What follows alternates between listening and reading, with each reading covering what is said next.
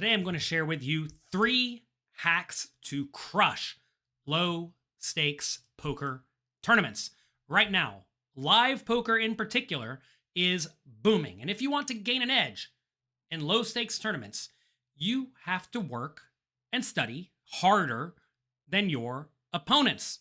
So, here are my top 3 hacks today for crushing the small stakes games.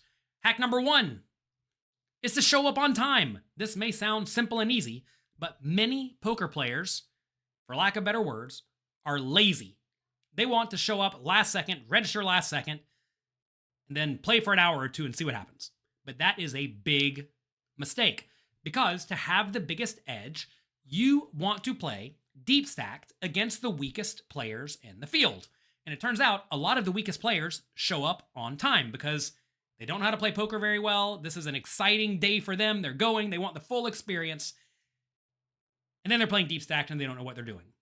And fortunately for you, some very strong players who are a little bit lazy aren't there to take advantage of it. If you are there playing deep stack, though, against bad players, you have the potential to have a huge win rate.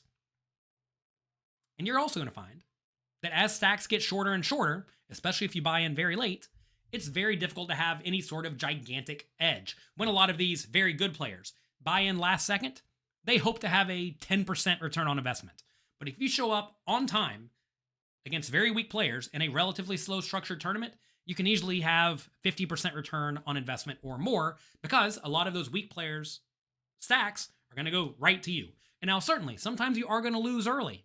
That happens. It's okay. More often than not, if you have a big skill edge over your weak opponents, the money is going to flow your direction. Hack number 2 is to play big pots in position. In position. Position is everything in poker. You don't build a big stack by playing a ton of pots passively from out of position. You cannot be loosey and goosey and eat sandwiches all day. It does not work. You need to play big pots in position.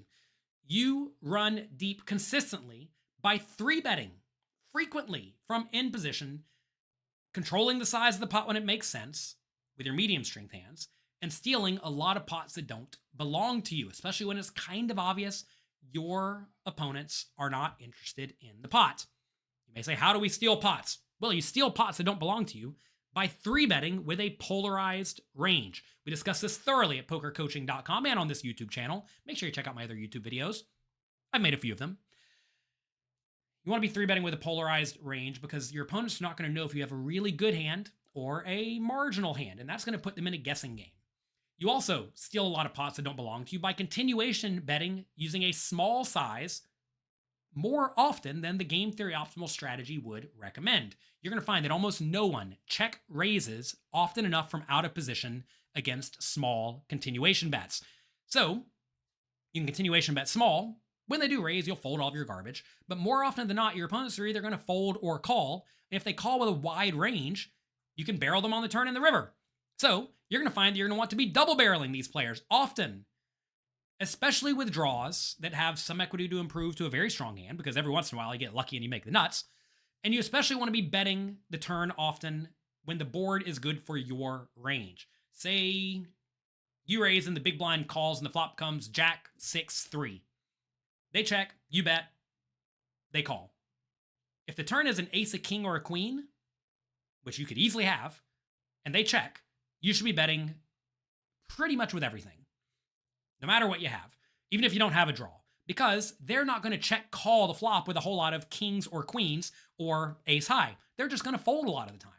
And the nice thing about this is, even if they do happen to have an ace and they happen to make top pair, realize sometimes they're going to have middle pair and worse, or some sort of junky draw, and they're going to fold all of those when the ace comes. So yeah, you don't win every single pot this way, but you will win far more than your fair share.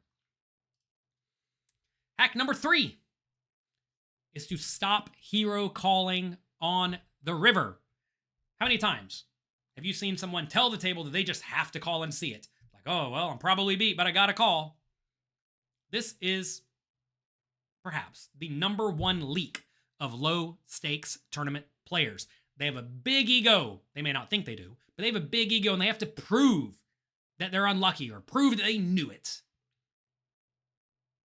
but that's asinine. Don't make asinine blunders, okay? If you're never getting bluffed, you're calling way too often. To be fair, look, it's easy to not get bluffed. Just call every time. Then you always catch their bluffs. The problem is you always pay off their value bets. And if you're paying off all of your opponent's value bets, and they don't bluff quite often enough, which most people in most games don't bluff often enough, well, you're paying off your opponents poorly. Okay? Realize, you do not have to see it. You've seen it plenty. You've seen their good hands plenty, right? Most people, especially in the small stakes games, simply do not bluff often enough on the river. And even in the high stakes games, people do not bluff often enough on the river. So if they're not bluffing often enough on the river, you should fold what? Well, all of your bluff catchers. Simple as that. If you cannot beat any of their value hands, and you know they do not bluff often enough, all the bluff catchers become unprofitable calls. And if a call is unprofitable, every time you make it, you're losing a little bit of money to your opponents, even if they do bluff every once in a while. So that is it. Short, simple, sweet. These are 3 gigantic hacks to crush the small stakes tournaments. Hack number 1, show up on time. I'm telling you, you're leaving a lot of money on the table if you do not show up on time ready to play. Hack number 2 is to play big pots in position. Don't be afraid to get in there and battle when you are in the most advantageous positions. The opposite of this, to some extent, is be a little bit more careful out of position. From out of position, play tight. And then hack number 3 is to stop hero calling on the river. Your opponents do not bluff often enough, especially when they make large river bets, so drastically overfold. That's going to be it for today. I hope you enjoyed today's video. You know what I want all of you to do before we wrap it up today? I want you to take a second and think about a few hacks that you know that you have used that have allowed you to crush small stakes poker tournaments. And if you are not crushing small stakes poker tournaments, maybe post a question or two down in the comments section below. I'm going to use these questions to make more YouTube videos for you in the future. Before you write your question, though, why don't you go up and search Jonathan Little and then whatever your question is, because maybe I've already made a video for you. I don't know how many videos I have here, but it is a lot. So do that for me. I think that would go a long way to helping me make better content for you, and it will go a long way to helping you get the answer to whatever poker questions you have. And if you want to thoroughly study poker, I have gigantic tournament and cash game masterclasses over at pokercoaching.com. Check them out.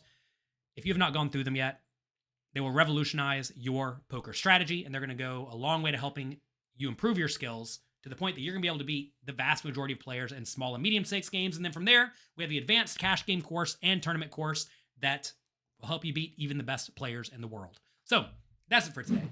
Click the like and subscribe button below. Make use of these 3 hacks. Thank you for being here, and I'll talk to you next time.